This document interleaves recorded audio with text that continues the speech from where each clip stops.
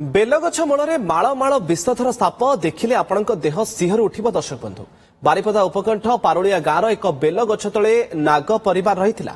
ଗୋଟିଏ ଗାତରୁ ଉଦ୍ଧାର ହୋଇଛନ୍ତି 30ଟି ନାଗଛୁଆ। ସୂଚନା ଅନୁସାରେ ପାରୁଳିଆ ଗାଁର ଗୌରାଙ୍ଗ ନାୟକଙ୍କ ଘର ସମ୍ମୁଖରେ ଥିବା ଏକ ବେଲଗଛ ମୂଳରେ ପ୍ରଥମେ ଏକ ବଡ଼ ନାଗସାପ ଦେଖାଯାଇଥିଲା। ଆଉ ଏହାକୁ ଦେଖି ପରିବାର ସଦସ୍ୟଙ୍କ ସମେତ ସ୍ଥାନୀୟ ଲୋକେ ଆତଙ୍କିତ ହୋଇପଡ଼ିଥିଲେ। ପରେ ତାଲିମପ୍ରାପ୍ତ ସାପ ଉଦ୍ଧାରକାରୀଙ୍କ ସହାୟତାରେ ଗାତ ଭିତରୁ 30ରୁ ଅଧିକ ନାଗ ସାପ ଛୁଆଙ୍କୁ ସୁରକ୍ଷିତ ଭାବେ ବାହାର କରାଯାଇଛି।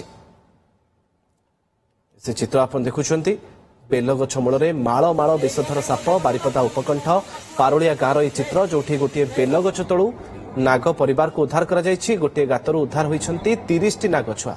ପାରୁଳିଆ ଗାଁର ଗୌରାଙ୍ଗ ନାୟକଙ୍କ ଘର ସମ୍ମୁଖରେ ଥିବା ବେଲଗଛ ମୂଳର ଚିତ୍ର। ପ୍ରଥମେ ସେଠି ଏକ ବଡ଼ ନାଗସାପକୁ ଦେଖିବା ପାଇଁ ମିଳିଥିଲା। ଏହାକୁ ଦେଖି ପରିବାର ସଦସ୍ୟଙ୍କ ସମେତ ସ୍ଥାନୀୟ ଲୋକେ ବି ଭୟଭୀତ ହୋଇପଡ଼ିଥିଲେ। ପରେ ତାଲିମପ୍ରାପ୍ତ ସାପ ଉଦ୍ଧାରକାରୀ ତାଙ୍କୁ ଖବର ଦିଆଯାଇଥିଲା। ଆଉ ଗାତ ଭିତରୁ 30ରୁ ଅଧିକ ନାଗସାପ ଛୁଆଙ୍କୁ ସୁରକ୍ଷିତ ଭାବେ ବାହାର କରାଯାଇଛି। କାଲି ଦିନ 3ଟା ପାଖାପାଖିରେ ଗୋଟେ କଲ୍ ଆସିଲା, ଗୋଟେ ବେଲଗଛ ମୂଳରେ ଗୋଟେ ବଡ଼ ଗୋଖର ସାପ ପଶିବାର ଦେଖିଲେ ଘର ଲୋକ। ତ ମତେ କଲ୍ କଲେ, ମୁଁ ଯାଇ ଦେଖିଲା ପରେ ବେଲଗଛ ମୂଳରେ ଅଳ୍ପ ଇଟା 2-4ଟା ଇଟା ଥିଲା। ତାକୁ ଉଠେଇଲା ପରେ ବଡ଼ ନାଗ ସାପ ସେମାନେ କହିଲେ ପଶିବାଟା, ମୁଁ ତ ତାଙ୍କୁ ପାଇଲିନି।